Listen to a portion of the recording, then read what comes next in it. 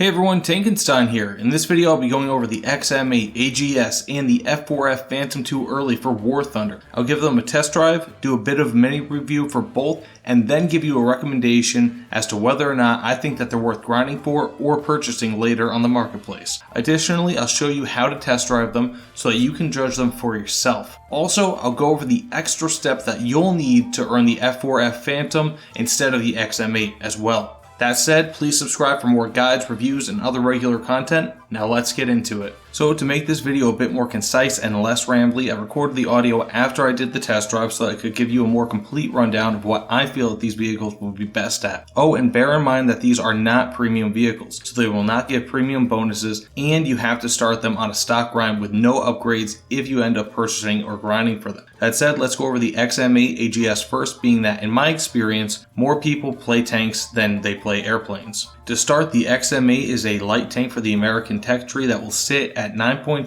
BR and will feature modular armor. This is the first tank that will feature that in-game, making it extremely unique, and as it will give the player the ability to essentially play two variations of the light tank role. One where you are scouting and the other where you're more so flanking and taking more active roles in the offense. This modular armor, some have argued, is not unique to this tank because other tanks such as variants of the M4 Sherman have the ability to add tracks to the sides of the tank for additional armor. This, in my opinion, is absolutely ridiculous, as that is to a much lesser degree compared to what the XM8 offers in terms of additional protection. These are 6,000 kilograms of purpose-built armor blocks that will help stop advanced shells, whereas, for example, the additional armor on an M4A2 Sherman are just over 1,000 kilograms of leftover tank treads. There's no comparison. The additional armor on the M4A2 and other similar tanks were purely circumstantial in World War II, whereas again the armor on the XM8 is purpose-built for different types of missions. To this point, the XM8 has armor of two different levels. Level 1 is the base level of armor and provides only the 25 millimeters of armor that the hull provides. While we do not have a level 2 armor currently in game, the level 3 was, in real life, meant to stop handheld anti-tank weaponry among some other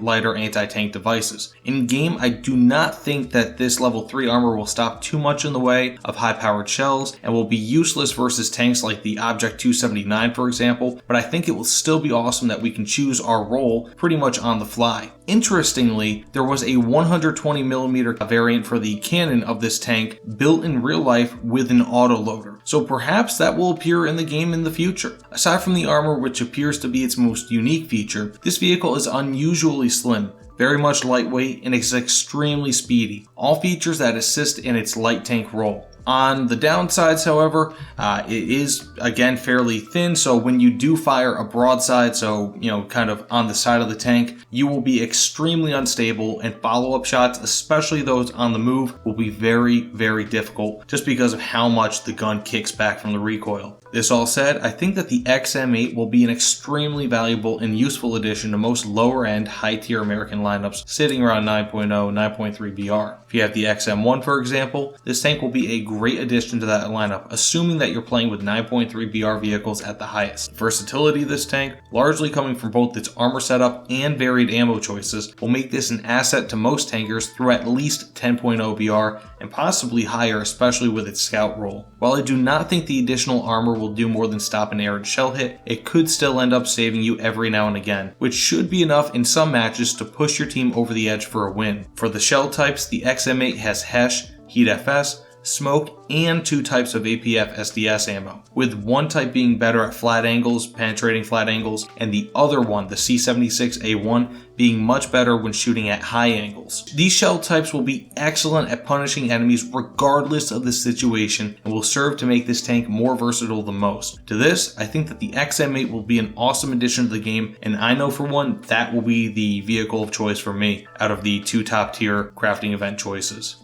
Now with the XM8 out of the way, let's get to the F-4F Phantom II Early for the German tech tree. Now this model has a total of 34 loadout options, which is one less than the American F4E and only one more than the American F4C. It also only has AIM-9Js as their top missile and does not have access to AIM-7s that currently pretty much every other nation with access to the F4 Phantom has. To this point, it also doesn't seem to have much in the way of loadout in terms of being unique compared to other Phantoms in game. For example, it can carry up to 7 1,000-pound bombs, whereas the American F4C can carry 8 1,000-pound bombs with additional complements of AIM-7 missiles that the F-4F Early again does not have access to. Aside from this, it is fast like all other F4s, has amazing multi-role capability, even if it isn't quite as good as the loadouts on the other F4s, and will immediately be the best, if not one of the best, planes in the German tech tree, and will remain that way for quite some time. Additionally, its engines are at least as powerful, as far as I can tell, as even the best F4 currently in game. But one must wonder, if this was not the only F4 Phantom currently available for the German air tech tree, would people be going this insane for it? In my opinion, probably not, as its loadout is somewhat mediocre for an F4 and lacks several key weapons, like Sparrow missiles. To this point, Gaijin has publicly stated that there will be another F4 coming to the German tech tree, likely the standard F4F and not the early model that we see in this crafting event. It will likely come in the next patch, and if not, almost assuredly in the one following that. Why would Gaijin put this in-game as a crafting event vehicle then? The answer for this is likely because they already have the fully fleshed out model for this vehicle, and it really took no work outside of finding a mostly correct loadout for it. Additionally, the fact that it is the first German Phantom available in game is one of the reasons why people again are really trying to grind this event. It's just what Gaijin wanted. They have a plane and all of its assets already in game, as they have roughly half a dozen nearly identical Phantoms spread across different nations in game, except for Germany, the one that most people have been wanting this plane for so long, and they finally get their Phantom right when a crafting event hits. I firmly believe that this is Gaijin further delaying the proper release of the F4 for the regular German tech tree and releasing a slightly lesser version of it in a special event to not only get more people to play, but to make more from their marketplace, because they do of course take a cut from every single sale on the marketplace. They're basically having their cake and eating it too. Additionally, the F4F Early, again being that the proper German F4F will probably be releasing in just a few weeks, is nearly pointless to fly in ARB, considering how much it will cost on the marketplace. If you are going to get a better version of this plane soon, and you literally cannot fly more than one plane per match in ARB, to me it makes it pointless, unless you're nowhere near top tier German planes. Now if that's the case, you will be in for a huge shock at how different it is from low to medium tier matches. Because you can fly with multiple planes per match in Air Arcade, I would personally see people who almost exclusively play that mode as getting the most use out of it. Additionally, you can fly this in a close air support role, but only with unguided weaponry, which could make precision strikes difficult. It will, however, still have a larger loadout than all other possible German close air support currently in game. Personally, I just don't see the point of purchasing this plane, unless of course you're a completionist or have no other F4s and would really like to experience this plane. What's the point in getting the F4F Early model, especially if you play ARB, if Germany will be getting a much better version soon, likely in the next patch? To me, there is no point. I would recommend waiting for the other F4 to release in just a few weeks, maybe a month or two. Because the crafting event this time around seems to be much